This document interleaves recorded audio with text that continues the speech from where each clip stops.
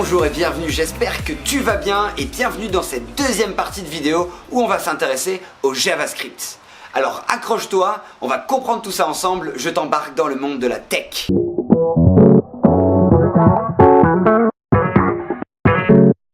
Le JavaScript est un langage dit interprété. Il va s'exécuter sur ton ordinateur et plus particulièrement sur ton navigateur. C'est pour ça que c'est pas mal, quand tu as un bug sur internet, de rafraîchir ta page. De cette manière, tu vas réexécuter le code JavaScript.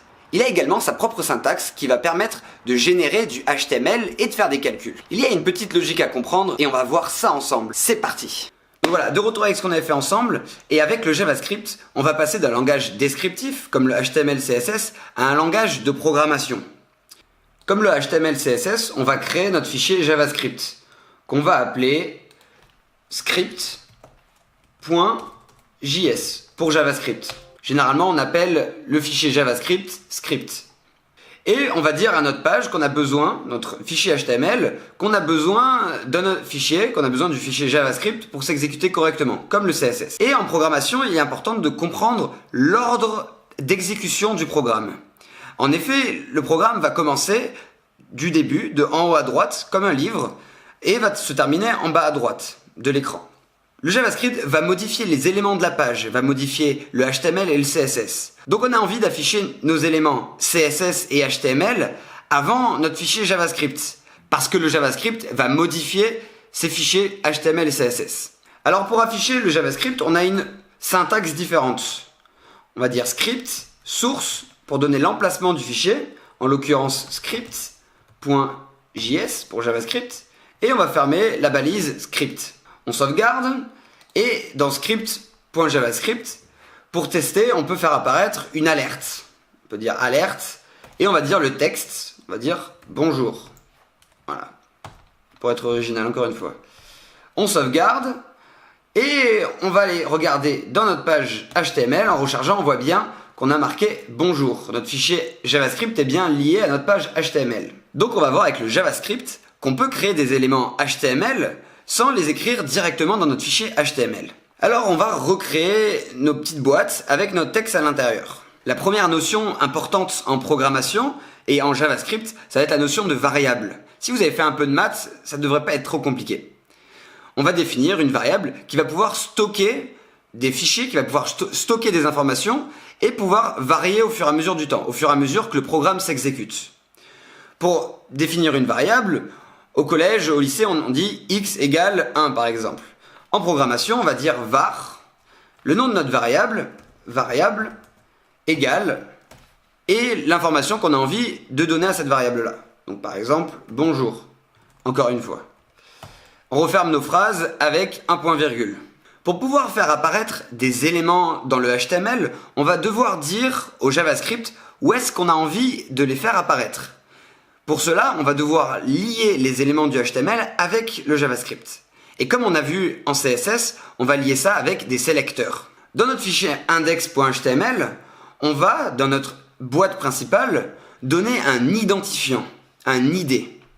Donc, dans cette balise-là, on va pouvoir lui ajouter ID égale, et là, on va pouvoir dire notre sélection. Sélection. Ça va être le nom de la boîte dans laquelle on a envie que notre contenu JavaScript s'affiche. On va supprimer notre variable de test. On va créer une variable de sélection qui va sélectionner notre boîte et qui va sauvegarder l'emplacement de la boîte. Donc sélection boîte égale document.getElementById. Donc c'est encore une fois une syntaxe, on va dire dans le document, on va chercher un ID, notre identifiant, et cet identifiant va s'appeler sélection. Voilà. L'identifiant qu'on vient de créer.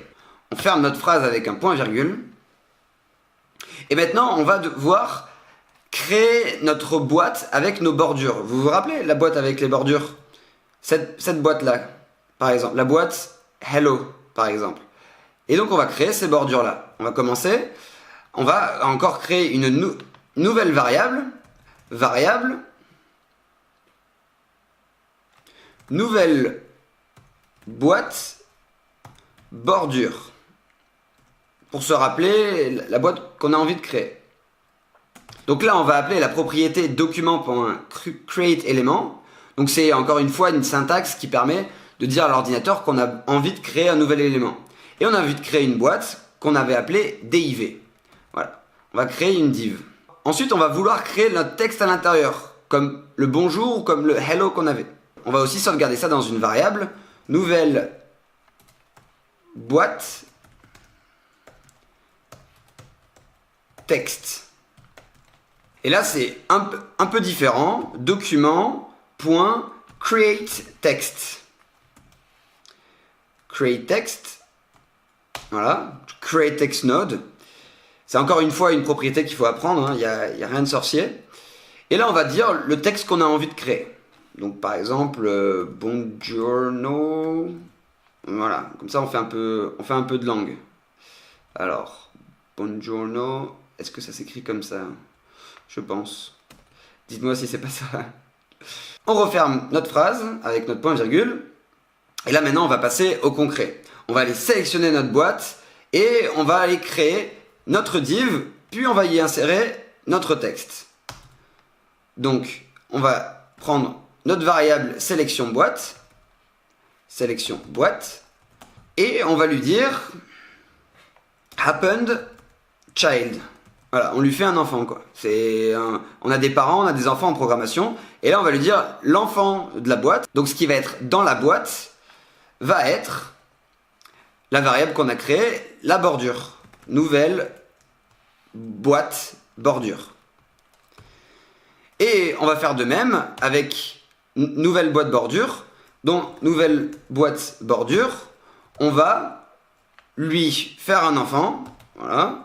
Append child, et l'enfant va être notre texte. Nouvelle boîte texte. Voilà. Et là, une fois quand on sauvegarde, CTRL S, et qu'on va vérifier notre navigateur, on rafraîchit et on voit qu'on a marqué Buongiorno. Et donc on a créé notre HTML à partir de JavaScript. Mais vous allez me dire, quel est l'intérêt de faire tout ça en JavaScript alors que c'est peut-être un peu plus facile de le faire en HTML? Et bien l'intérêt du JavaScript, c'est qu'on va pouvoir automatiser des tâches. Imaginez si on a une centaine de boîtes, on va pas les taper à la main, par exemple. Donc je vais vous montrer qu'on va pouvoir automatiser cette création de boîtes et créer autant de boîtes qu'on veut sans devoir retaper le HTML à chaque fois. Donc de retour sur notre code, on va utiliser ce qu'on appelle une boucle. Au lieu de parcourir le code de haut en bas, ce qu'on va faire, c'est qu'on va s'arrêter en plein milieu du code et on va tourner dans le code tant qu'une condition n'est pas remplie. Donc ce qu'on va faire, c'est qu'on va créer une variable qui va s'incrémenter à chaque fois qu'on passe dans la boucle. Donc on va appeler cette variable i, généralement c'est ce qu'on fait, on appelle ça i. Et on va lui dire que la variable i est égale à 0 au début, parce qu'il n'y a pas eu encore de passage dans la boucle. Et là, on va faire, alors c'est de l'anglais, hein, y a rien de méchant, while, pour dire tant que, notre i est inférieur à combien de boîtes nous voulons créer. Par exemple, on va en créer 10. Voilà, on va créer 10 boîtes. Et qu'est-ce qui va se passer?